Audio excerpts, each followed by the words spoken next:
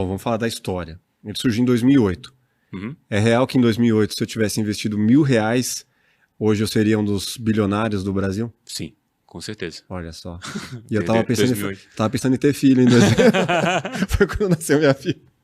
Acho que é bom não ouvir, acho que ela é bom não ouvir esse podcast aqui, senão ela vai se sentir culpada. Tá porque- vendo? Tá vendo Não aí? investi porque eu tava... Mas fala aí, quem investiu em 2008, então, hoje... Sim, R$ 1.000 seria bilionário.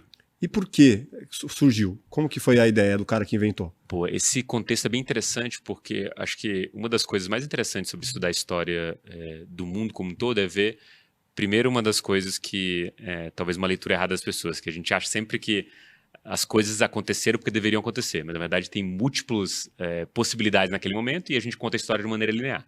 Mas contando essa história de maneira linear, a gente... qual o momento do nascimento do Bitcoin? A gente tem um 2008 com a crise do subprime nos Estados Unidos, que foi basicamente um momento em que as pessoas que tinham mais dinheiro quebraram o sistema, trouxeram uma série de problemas por essa ganância e principalmente nessa questão de ter essa ganância por fazer mais dinheiro com o dinheiro que tem, que basicamente... Foi a época da bolha lá, né? Isso, da bolha do subprime, da bolha da hipoteca americana. Da Das questão hipotecas. imobiliária, né? Isso, questão imobiliária lá. Porque era basicamente uma pessoa pegava, comprava uma casa, aquela casa se valorizava, ele estava pagando uma hipoteca, ele reipotecava ela, então se você compra uma casa de 100 mil, você consegue pegar um dinheiro emprestado naquela casa de 70. Só que agora aquela casa vale 200, então você consegue pegar mais dinheiro naquela casa. Aí você pegou mais dinheiro, comprou outra casa, reipotecou e começa a fazer um sistema desse. Assim, tinha gente com 5, 6 casas e não tinha condição de pagar nem a primeira. Quase uma lógica de pirâmide, né? Exatamente, perfeitamente, uma lógica de pirâmide. E o mercado americano incentivou isso. E aí o que aconteceu foi assim, você tinha várias pessoas da classe média ali fazendo esse tipo de estrutura, mas você tinha todo um mercado que vendia essas estruturas de hipoteca para o mundo como um todo. E aí você criou um esquema piramidal, de fato, o negócio veio a ruir, quebrou muita gente, empresas pelo mundo quebraram, pessoas que acreditavam que estavam investindo no mercado imobiliário americano, que aquela altura era extremamente seguro, achavam que estavam investindo, é a mesma coisa que eu investir no Tesouro Americano isso aqui, e não era. E aí quando o negócio veio à tona de fato, o cara que tinha um negócio que em teoria não deveria cair mais do que 10% no pior cenário possível, viu o negócio cair 80%. Aí o que o Satoshi Nakamoto, né, visualizou ali? Ele falou assim, olha, o problema é que o dinheiro ele está centralizado. Se a gente tivesse uma forma de dinheiro que fosse descentralizada e que fosse transparente, isso resolveria muita coisa, simplesmente porque o problema ele estaria às caras de todo mundo. Mas centralizado no quê? Centralizado no governo? Acho que no governo e muito mais em questão de transparência aqui, de fato. As pessoas não tinham ideia do risco que elas estavam adquirindo ao comprar esses ativos, né, de imóveis, porque, na verdade, ela estava tomando um risco alavancado de um sistema que estava podre por dentro. Tipo, ela não tinha ideia, não tinha essa transparência de fato. E aí o Satoshi Nakamoto, ele propõe, isso já era uma discussão há muito tempo, né, a essência da criação do Bitcoin, ela vem com uma filosofia e um grupo chamado de cypherpunks, que acreditavam que a criptografia, como a gente falou agora, ela estava na mão dos governos, mas ela era um poder muito grande na mão dos governos e deveria ser entregue para as pessoas. Isso a gente está falando de décadas e décadas atrás. O Bitcoin, ele nasce nesse berço, pela ideia de que, tipo, olha, o governo ele tem muito poder coercitivo, como uma polícia, ele controla todo o dinheiro, só que a gente encontra a raiz do problema, talvez das populações em si, no dinheiro. A capacidade que o governo tem de tanto imprimir dinheiro quanto controlar as massas por causa disso. Se a gente separar isso e tiver um dinheiro que não seja do governo, a gente encontrou aqui um santo graal dessa batalha contra o governo. E aqui eu gosto sempre de retomar um paralelo com o que aconteceu na história, a gente está falando de séculos atrás, que é a separação da igreja e do Estado. Naquela época era imaginável isso acontecer. Não, a igreja ela faz parte do Estado, de fato. De um lado você tem o cara que gera as regras em si, e do outro você tem um cara que consegue impor à população por meio da fé e das diretrizes que essa fé e essa religião impõem. E aí você tem a separação daquilo. Tão inimaginável quanto a separação do Estado do dinheiro era lá atrás a separação da igreja do Estado. Mas voltando aqui ao nosso ponto aqui do Satoshi Nakamoto, ele cria com essa ideia de falar precisamos de um dinheiro meio outsider, um dinheiro que não dependa de algum governo.